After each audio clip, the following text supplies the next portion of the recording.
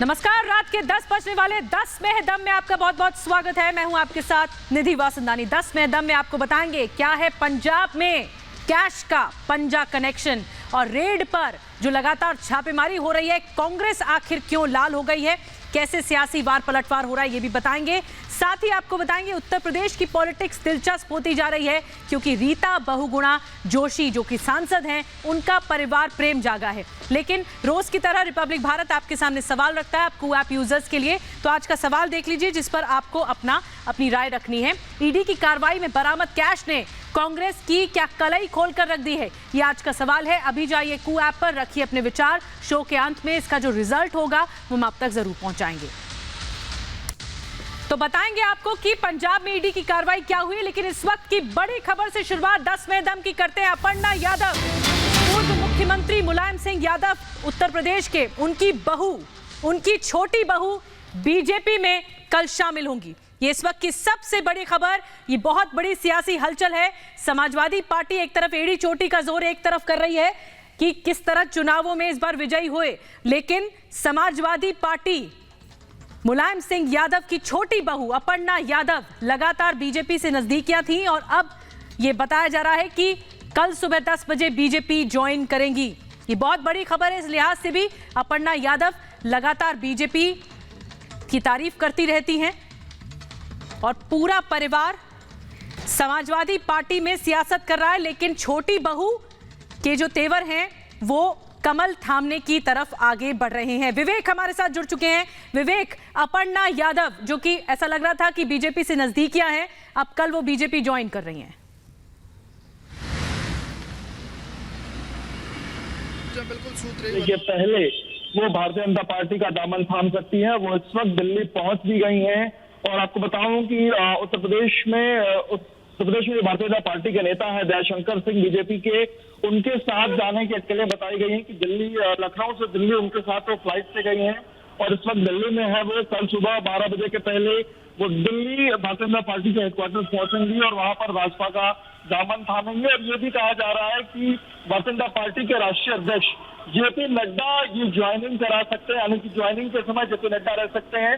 और जिस तरीके से 2022 के चुनाव मात्र अगले 15 दिनों बाद उत्तर प्रदेश में जो इलेक्शन है, पहले फेज का चरण है, वो शुरू हो जाएगा। और उससे पहले इस भारतीय जनता पार्टी ने एक मास्टर स्ट्रोक खेला है और मुलायम सिंह यादव का जो परिवार है उनकी जो छोटी बहू है उनको अपने साथ ला करके एक बड़ा दांव खेला है। और जिस तरीके से अखिलेश यादव लगातार भाजपा के लोगों को तोड़ने की कोशिश में थे और भाजपा के लोग भाजपा छोड़ करके समाजवादी पार्टी जा रहे थे, उस दौरान अब मुलायम सिंह यादव के परिवार से किसी को तोड़ करके भाजपा में ला पाना ये अखिलेश यादव के लिए बड़ा डेंट है। अब देखना होगा कि कल अपर्णा जब ज्वाइन करती हैं तो उनके पहले शब्द क्या होते हैं, क्या कहते हैं। और आपको बताऊं कि पिछले 5 सालों से, जब से मुख्यमंत्री बने थे योगी आदित्यनाथ, तब से उन्होंने कई मौके ऐसे थे जब मुख्यमंत्री की तारीफ की थी, कई मौके ऐसे थे जब वो मुख्यमंत्री से मिलने गई थी और अपने परिवार से इतर उनके सुर हमेशा रहते थे।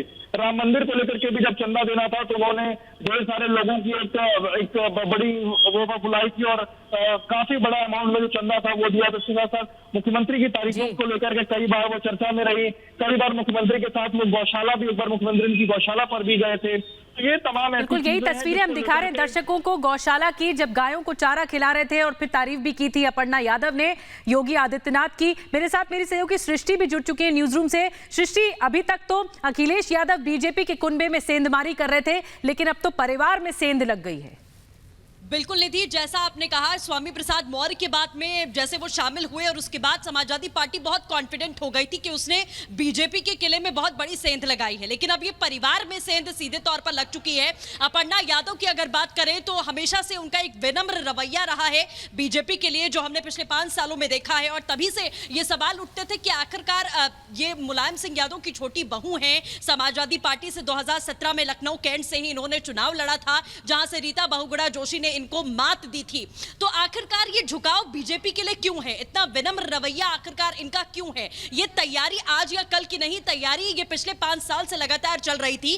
कहीं ना कहीं तभी हमेशा, चाहे वो प्रधानमंत्री नरेंद्र मोदी की बात करें या योगी आदित्यनाथ की बात करें, जब से उन्होंने सत्ता संभाली है तब से अपर्णा यादव कई मौकों पर इन दोनों की तारीफ करती आई हैं। और अखिलेश यादव से इसके बारे में सवाल भी बार बार पूछा गया है कि ये जो लगाव है ये आखिरकार क्यों है, और कभी भी अखिलेश यादव ने खुलकर जवाब नहीं दिया। दूसरी बात, अपर्णा यादव ने भी कभी भी खुले मंच पर अखिलेश यादव की या समाजवादी पार्टी की कोई इस तरीके से खुले तौर पर बुराई अभी तक नहीं की है। लेकिन सबसे बड़ी बात यह है कि जो बीजेपी के लिए उनका विनम्र रवैया रहा है, वो तैयारी उनकी रही है, उसी का नतीजा है कि आज ये खबर मिलती है, जैसा विवेक ने कहा कि चुनाव आने में जो पहला फेज है इलेक्शन का, उसमें 15 दिन बचे हैं और उसके पहले परिवार में ये बड़ी सेंधमारी। लेकिन कल जब बीजेपी मुख्यालय में मौजूद होंगी अपर्णा यादव, तो उनके पहले शब्द क्या होंगे, समाजवादी पार्टी के लिए वो क्या बोलेंगी, अखिलेश यादव के लिए वो क्या बोलेंगी, ये अपने आप में बहुत बड़ी बात होगी कि किस विचार के साथ में वो बीजेपी का हिस्सा बन रही है, क्या बड़ी और प्रमुख वजह रही है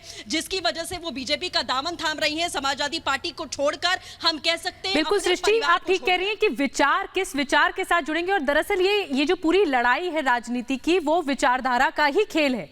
बीजेपी की विचारधारा, समाजवादी पार्टी की विचारधारा दोनों अलग हैं।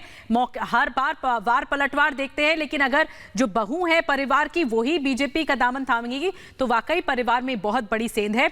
विवेक, इस क्या और भी लोग अपर्णा यादव के साथ बीजेपी के साथ जुड़ सकते हैं, क्योंकि अब लगातार अटकलें लगाई जाएंगी उनके जुड़ने के साथ?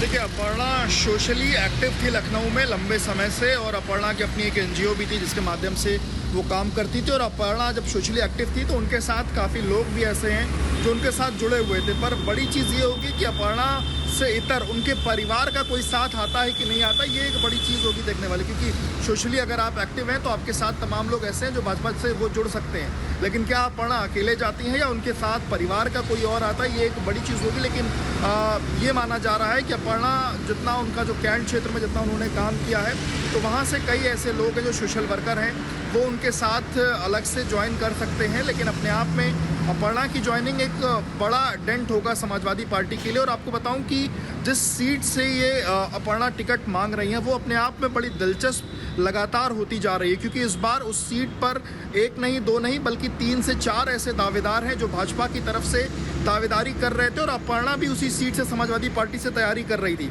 तो देखना होगा कि जब भाजपा अंदर ही अपने 4 लोगों को कैंडिडेचर में फाइनल नहीं कर पा रही है, तो अपर्णा को भी जो उसी सीट से अपना टिकट मांग रही हैं, उनको लेकर के क्या करती है, ये क्या रोल होता है।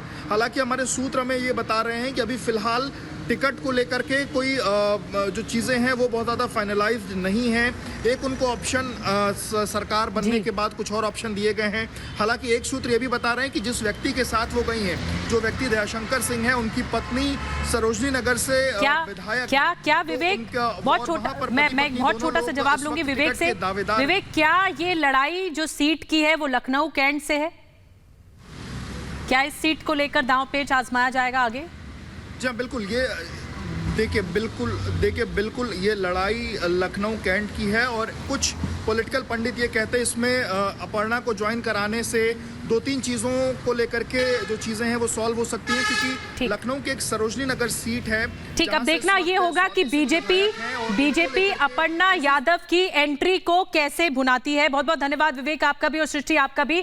तो ये बहुत बड़ी खबर है, अपर्णा यादव ज्वाइन कर रही है बीजेपी, लेकिन ये बहुत बड़ी सेंधमारी भी है मुलायम सिंह के परिवार में। बहरहाल आगे बढ़ते हैं, और आज एक बड़ी कार्रवाई प्रवर्तन निदेशालय की तरफ से पंजाब में हुई, यूपी में नहीं पंजाब में, और कई ठिकानों पर छापेमारी की गई है। बात तो यहां तक पहुंच गई कि सीएम चन्नी की गर्दन तक बात पहुंच गई है, आंच जिसे कहेंगे, क्योंकि उनके भतीजे के ठिकानों पर छापेमारी हुई है। और आपको बता दें कि इसका जो हॉटस्पॉट रहा वो मोहाली रहा। देखिए जरा कितना कैश बरामद हुआ है।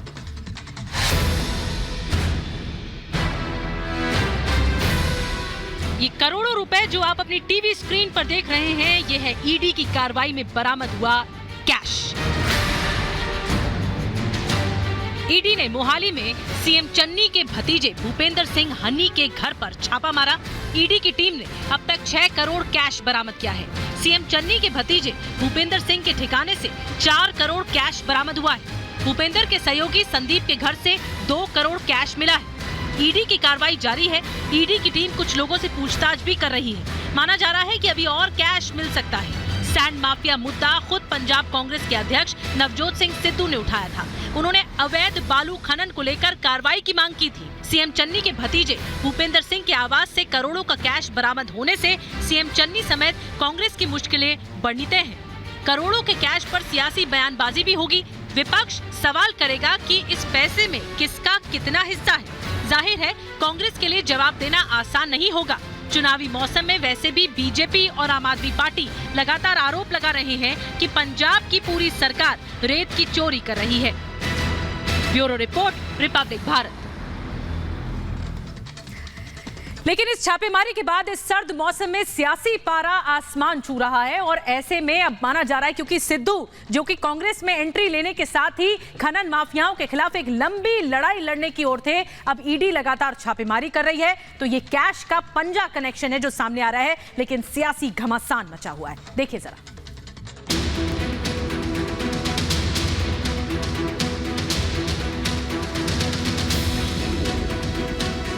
पंजाब में ईडी ने कथित सैंड माफिया के कई ठिकानों पर छापेमारी की है। छापेमारी को लेकर पंजाब की सियासत गर्मा गई है।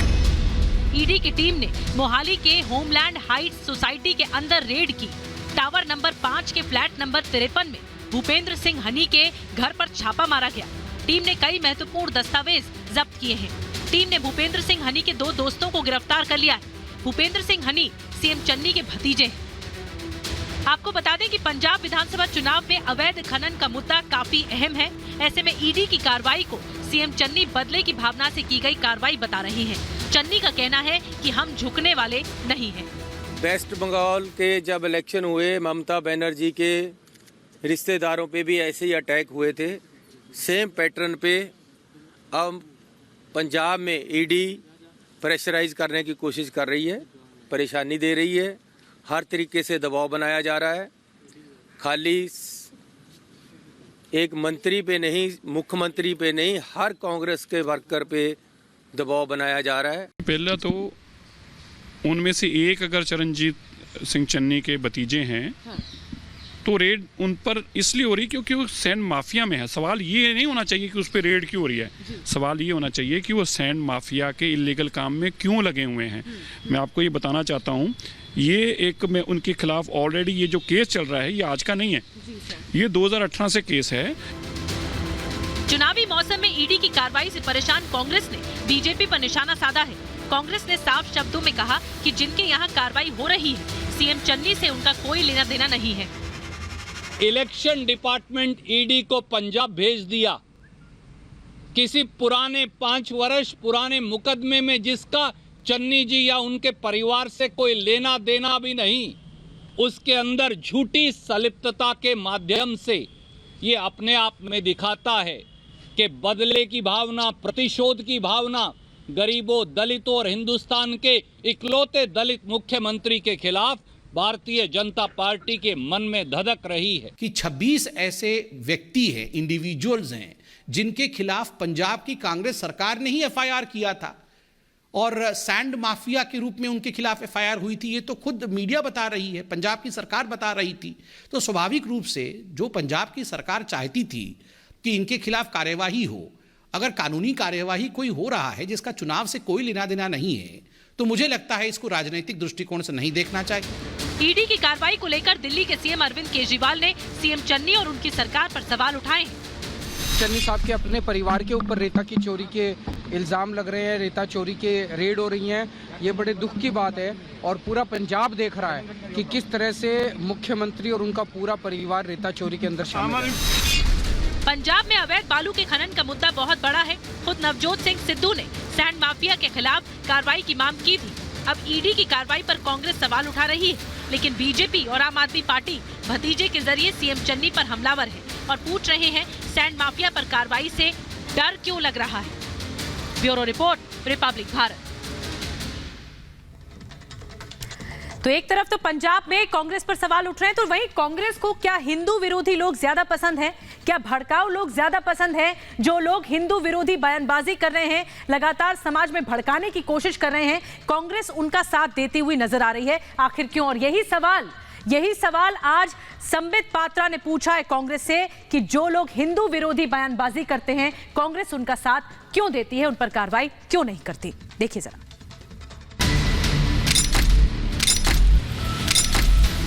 नौजवान बेकानून हो गया और कानून अपने हाथ में लेने पर मजबूर हो गया, तो तुम्हें हिंदुस्तान में कहीं पनाह नहीं मिलेगी।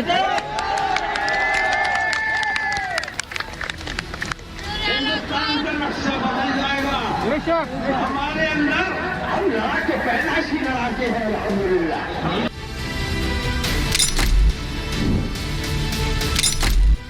आपने सुना, ये है मौलाना तौकीर रजा जो हिंदुस्तान का नक्शा बदलने की धमकी दे रहे हैं। बीजेपी ने आज ये वीडियो जारी कर कांग्रेस पर जमकर निशाना साधा। बीजेपी प्रवक्ता संबित पात्रा ने कांग्रेस से सवाल किया कि वो चुनावों में तौकीर रजा से हाथ मिलाकर हिंदुओं को क्या संदेश देना चाहती है। प्रियंका वाड्रा जी से मुलाकात हुई और समर्थन देने की बात उन्होंने कही है, तो ये कांग्रेस पार्टी ने ऑफिशियली ट्वीट भी किया है और तौकीर रजा खान के समर्थन के विषय में कल प्रेस कॉन्फ्रेंस भी देखा। अगर हम चाहें तो हम खून की नदियां बहा देंगे, हम अल्लाह वाले हैं। इस प्रकार की बदजुबानी करने वालों के साथ प्रियंका वाड्रा खड़ी होती है और न केवल खड़ी होती है, उनके समर्थन के लिए गुहार करती हैं और आखिरकार उनको समर्थन मिलता भी। तौकीर रजा और कांग्रेस महासचिव प्रियंका गांधी की तस्वीर को लेकर भी संबित पात्रा ने कांग्रेस पर जोरदार प्रहार किया। मौलाना तौकीर रजा खान जो इत्तेहाद मिल्लत काउंसिल के राष्ट्रीय अध्यक्ष हैं, इनकी मुलाकात कांग्रेस महासचिव के साथ कुछ दिन पहले हुई थी। तौकीर रजा उत्तर प्रदेश चुनावों में कांग्रेस को बाहर से समर्थन दे रहे हैं। जो बार बार सांप्रदायिक भाषा का इस्तेमाल करता है, आज कांग्रेस पार्टी से बोटी बोटी इमरान मसूद चले गए तो उसकी जगह भरने के लिए, उसी का काम करने के लिए, सांप्रदायिक आग झोंकने के लिए तौकीर रजा के साथ कांग्रेस पार्टी ने मिलाया है हाथ। जब बीजेपी ने चौतरफा घेराव किया तो तौकीर रजा सफाई की मुद्रा में आ गए। रिपब्लिक भारत से बात करते हुए तौकीर रजा ने कहा, मैंने भड़काऊ बात नहीं कही। साथ ही कहा कि मेरा बयान पुराना है, उससे कांग्रेस को जोड़ना गलत है। पूरा मेरा वीडियो देखिए, मैंने उसमें सिर्फ एकता की बात की है, भाईचारे की बात की, शांति की बात की है। और मैंने ये कहा है कि मैं अपने नौजवानों को अपने कंट्रोल में रखता हूं, हमारे उलमा अपने नौजवानों को अपने कंट्रोल में रखते हैं। अगर ये बेकाबू हो गए तो 20 लाख मुसलमानों का कत्ल करने का बयान देने वाले जैसे लोग जो हैं, इनको पनाह नहीं मिलेगी। और इनको मैं आज भी कहता हूं कि हिंदुस्तान में इन्हें पनाह नहीं मिलनी चाहिए, इनका ठिकाना जेल होना चाहिए। तौकीर रजा के हिंदू विरोधी भड़काऊ बयान पर विश्व हिंदू परिषद ने कड़ा विरोध किया है। हजारों की संख्या में उपस्थित उन जिहादियों के जनसमूह को संबोधित करते हुए उसने कहा था कि अगर मुसलमानों के यूथ खड़े हो गए तो भारत में हिंदुओं को छुपने की जगह नहीं मिलेगी। ऐसे लोगों को कांग्रेस अपने गले लगा देगी। सवाल उठता है कि लड़की हूँ लड़ सकती हूँ का नारा देकर नारी शक्ति का मुद्दा उठाने प्रियंका गांधी ने सत्ता के लिए भड़काऊ भाईजान तौकीर रजा से क्यों हाथ मिला लिया। जो व्यक्ति हिंदुस्तान का नक्शा बदलने की धमकी दे रहा हो, वो कांग्रेस का इतना प्रिय कैसे हो सकता है। Bureau report, Republic Bharat.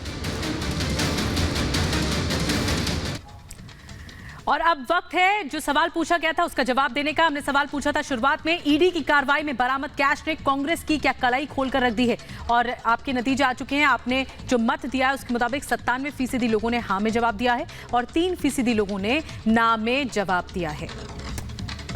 तो इसी के साथ बने रहिए रिपब्लिक भारत के साथ। 10 में दम में आज के लिए बस इतना ही। नमस्कार।